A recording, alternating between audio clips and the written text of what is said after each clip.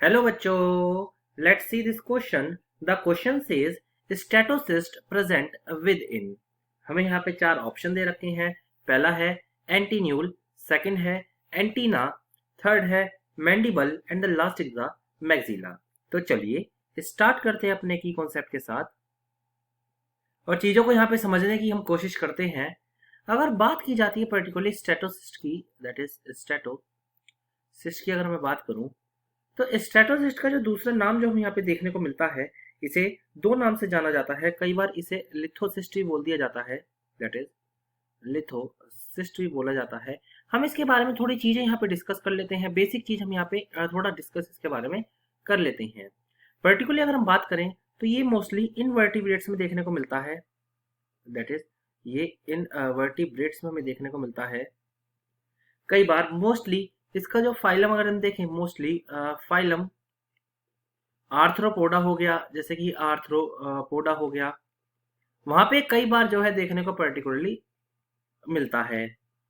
इसका जो main function होता है, अगर हम फंक्शन की बात करें तो फंक्शन जो मेनली देखने को मिलता है वो बैलेंसिंग का होता है, यानी बॉडी को बैलेंस करता है।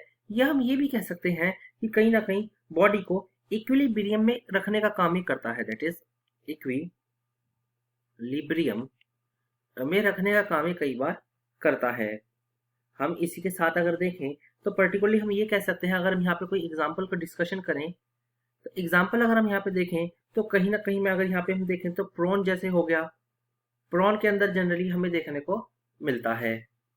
अब पर्टिकुलरली देखते हैं कि इसकी लोकेशन कहाँ है, यानी पर्टिकुलरली किस पार्ट में हमें ये देखने को मिलता है।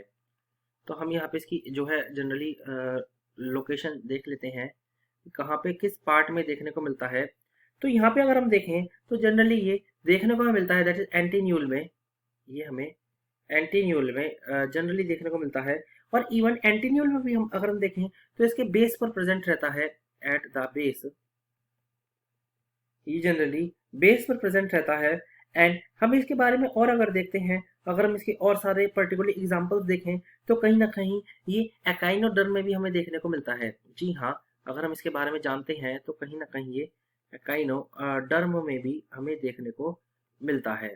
सो अगर हम अपने यहाँ पे राइट आंसर की बात करें तो जो हमारा यहाँ पे राइट आंसर जो यहाँ पे आना चाहिए वो जो यहाँ पे आएगा वो आएगा, that is option number A. Option number A जो है हमारा कहीं ना कहीं राइट आंसर है, that is anti-null. So the final answer of this question is option number A, that is anti-null. I hope you understood it well. Best of luck.